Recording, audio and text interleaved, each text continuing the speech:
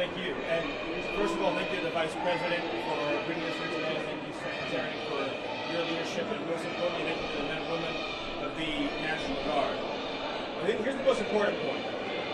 There are residents who lived in Washington, D.C. their entire lives. Their parents lived here. Their grandparents lived here.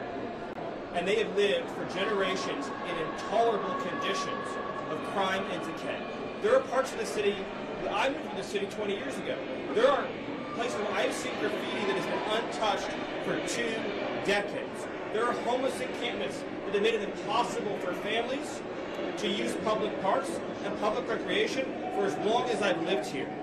There are hundreds of residents of this city who are shot in street violence every single year, making it one of the most violent cities on planet Earth. And for too long, 99% of this city has been terrorized by 1% of the city.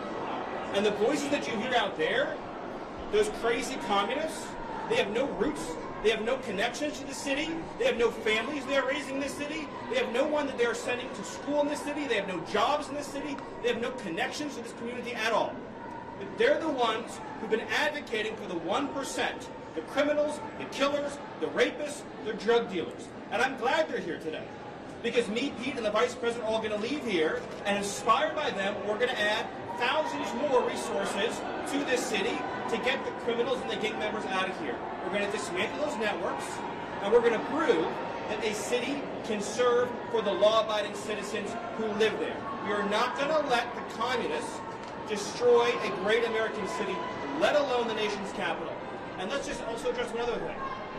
All these demonstrators that you've seen out here in recent days, all of these elderly white hippies, they're not part of the city and never have been. And by the way, most of the citizens who live in Washington, D.C. are black. This is not a city that has had any safety for its black citizens for generations. And President Trump is the one who is fixing that with the support of the Metropolitan Police Department, the support of the National Guard, and our federal law enforcement officers.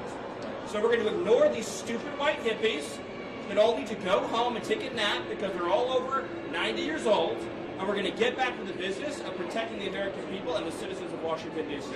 Thank you, Stephen. A few questions.